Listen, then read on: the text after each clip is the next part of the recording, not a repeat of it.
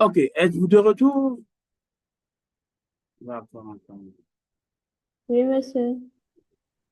Étant donné que c'est du nouveau contenu, on va attendre. Donc, je ne sais pas pourquoi il fait ça.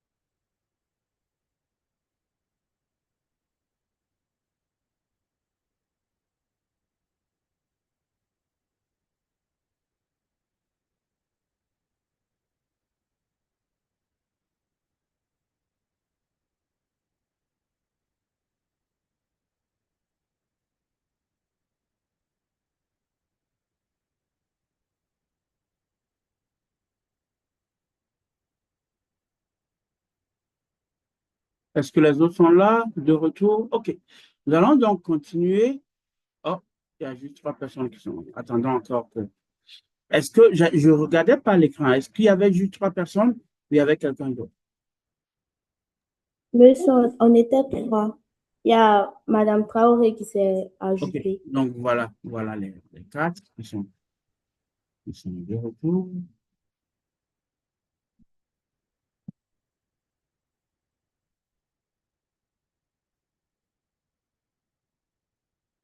Et donc, comme je le disais, ce client fictif, le coût unitaire, est-ce que j'ai commencé l'enregistrement? Attendez que je regarde.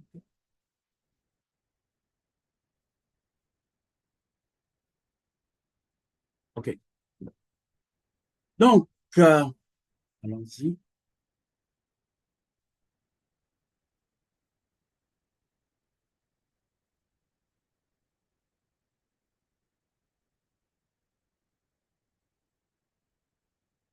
Donc, ici, le client fictif, le coût unitaire pour servir ce client fictif, il y a noté M qui est très, très, très élevé.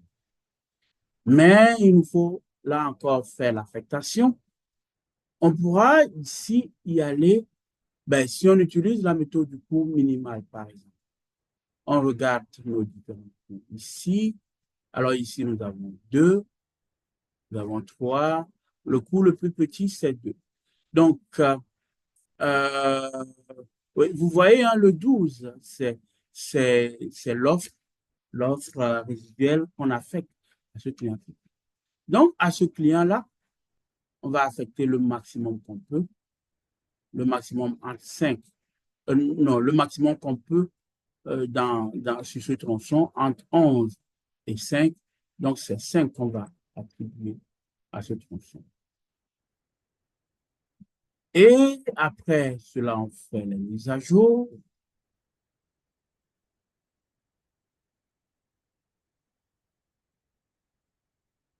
On fait nos mises à jour. Ici, nous aurons donc 6 et ici, nous aurons 0.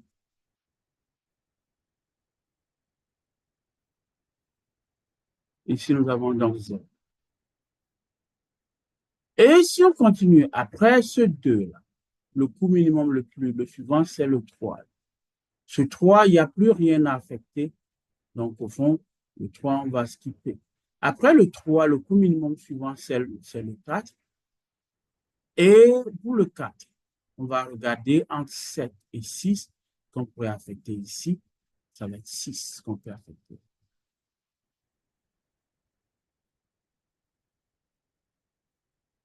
Et si on affecte 6, eh bien ici, 6 moins 6, ça va donner 0. Ici, 7 moins 6, il va rester 1, une quantité une unité encore à satisfaire.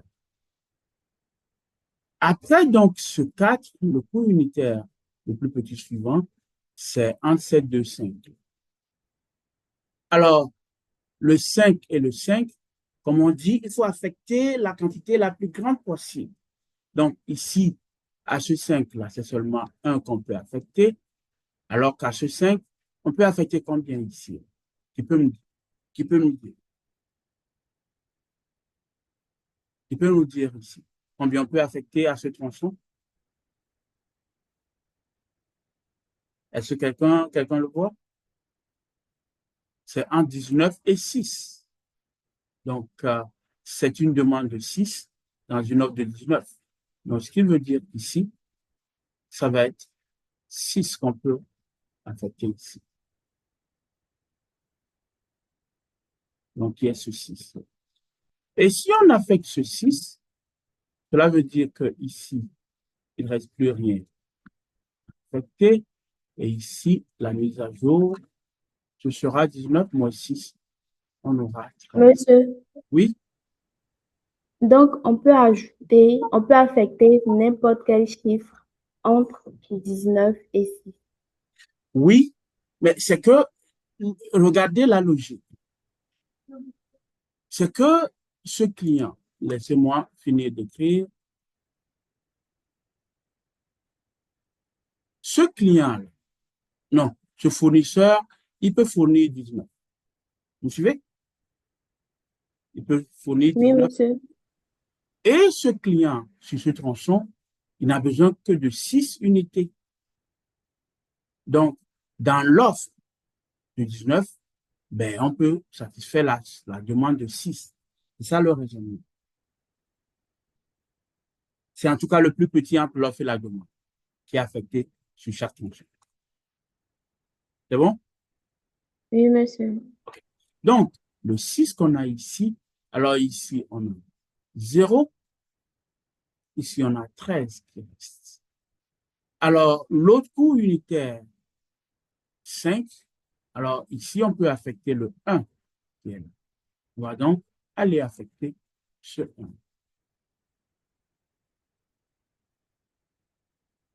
On fait cette affectation et alors, ce qui va rester,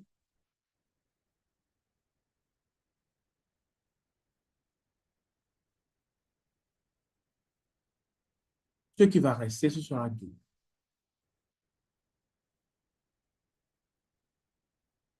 Et ici, il n'y a plus rien.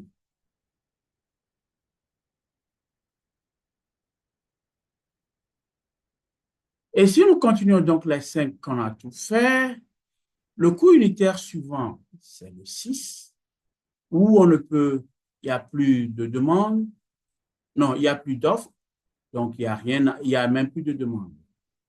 Et donc le 12, ça veut dire que ce 12-là, il va être affecté ici. Ça, c'est parce qu'on n'a pas le choix. Est-ce que vous me suivez? Oui, monsieur. Donc ce 12-là, il est affecté ici. C'est sûr que c'est avec un coût infini, mais ce que cela voudra dire à la fin, c'est que c'est une offre qui va rester, qui ne sera pas livrée. C'est ce que ça veut dire. Bon. Et maintenant, Mais monsieur, oui, monsieur, pourquoi est-ce que ça ne sera pas livré? Parce que il nous reste 12 et on a une demande de 12.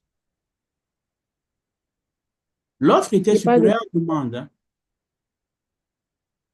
L'offre était supérieure à la demande. Donc, c'est une offre qui ne sera pas livrée. La différence, on avait une demande totale de 18, une offre totale de 30. Donc, la demande de 18, toutes les demandes de 18 unités seront satisfaites.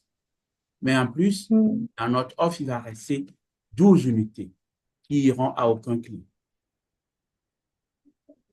C'est bon? Oui, monsieur. C'est ça. Donc, au fond, cela nous permet d'avoir le tableau qu'on a ici. Donc, je vais enlever. Oh,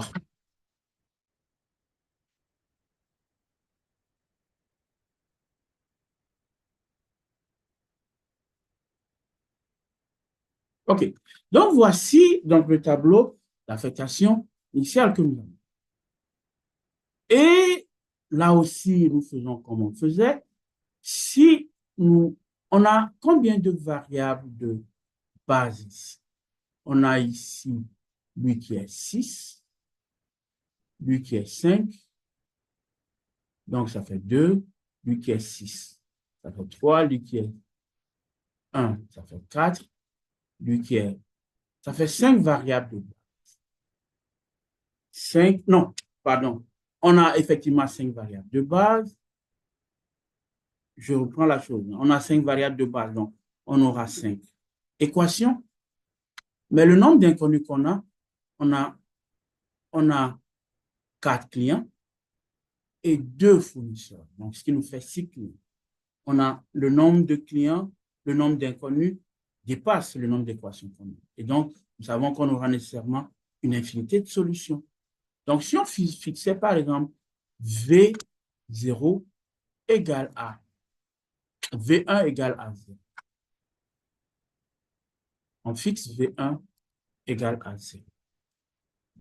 Si V1 est égal à 0, alors on va utiliser nos variables de base pour calculer.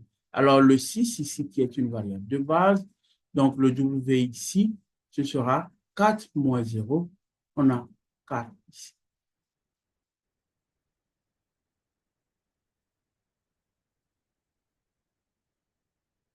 Et ensuite, ici, cette variable de base, donc on aura 2 moins 0. Nous avons 2 ici. Alors, si on regarde dans sa colonne, il n'y a plus de variable de base, donc pour permettre de trouver une autre inconnue. Mais pour celui-ci, si on regarde dans sa colonne, il y a cette variable de base qui nous permet d'obtenir 5 moins 4 qui nous donne 1, qui est cette variable.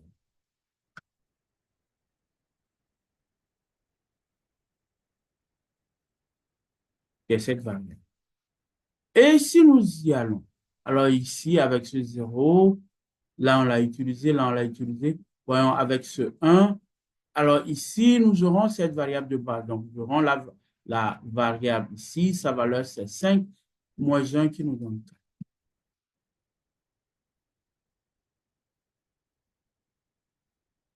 5 moins 1 qui nous donne 4. Et ici, variable de base, donc la valeur que nous aurons ici, ça va être m moins 1 qui nous donne m moins 1, qui est la quantité qui est ici. Et à partir de là, nous allons parcourir chaque variable hors base et calculer les coûts marginaux. Alors ici, pour cette variable hors base, nous aurons 6 moins 0, ça fait 6 toujours, moins 4, ça donne 2.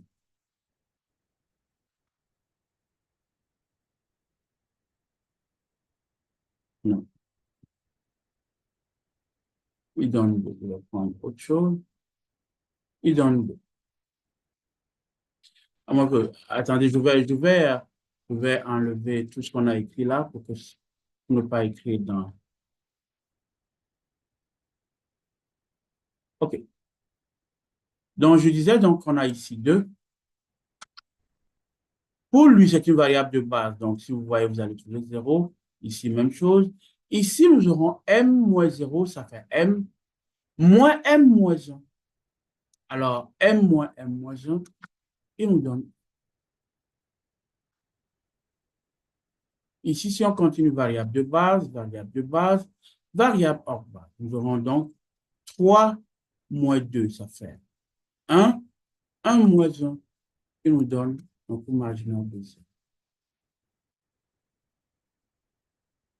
Pour lui, nous aurons, si on voit là, donc tout ce que nous avons comme variable hors base, nos coûts marginaux, c'est ça, ça, puis ça.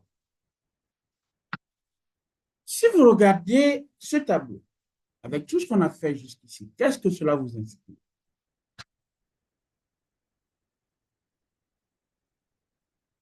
Qu'est-ce que ce tableau? Oui. Monsieur n'a pas bien compris la question. Quand vous regardez ce tableau, qu'est-ce que vous constatez? Qu'est-ce que vous remarquez? Qu'est-ce que vous observez?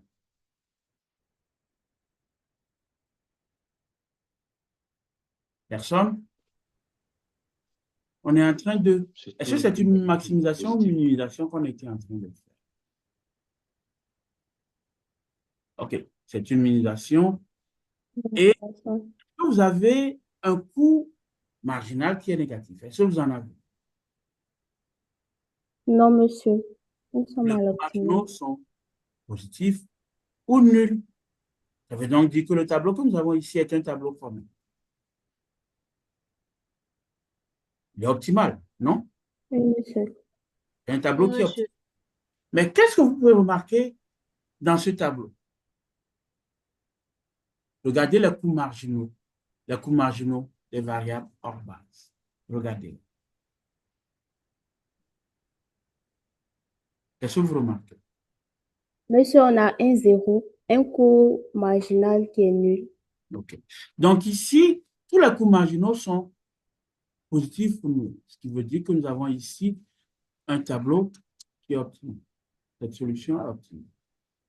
Et cette solution qui est optimale, j'ai un petit instant.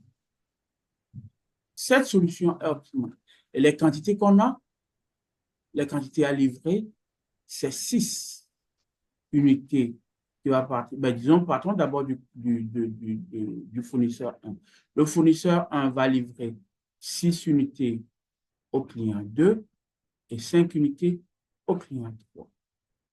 Le fournisseur 2 va livrer 6 unités au client 1, une unité au client 2, et en plus, il va rester 12 unités au niveau du fournisseur 2, 12 unités qui ne sont pas livrées. Est-ce que vous êtes d'accord avec moi? Oui, monsieur. Donc, c'est ce que ça veut dire. Mais une autre information qu'on peut ressortir là-dedans, c'est que nous avons ici un coût marginal qui est nul pour une variable hors base. Lorsqu'on a une situation comme ça, qu'est-ce que cela permet de conclure? Monsieur, on peut avoir une autre solution. On a une multitude de solutions. Donc, on peut Oui, obtenir d'autres solutions. On peut donc faire d'autres itérations et obtenir d'autres solutions. OK? On peut faire d'autres itérations, obtenir d'autres solutions. On est bon? oui, monsieur. Bon, ici, le cas de dégénérescence, je pense on va laisser, puis on va aller à vos copies. Et les cas de dégénérescence, on les règle la prochaine fois. On est bon là? Oui, C'est bon? monsieur. Alors, dans les exercices que vous avez, donc on va arrêter pour la théorie. Dans l'exercice que vous avez, alors ici, je vous ai dit de résoudre le problème de transport qu'on a résolu dans le cours, de résoudre un instant. De résoudre ce problème-là en partant de l'affectation initiale fournie par la, euh, la méthode du point nord-est. Hein, par la méthode du point nord-est.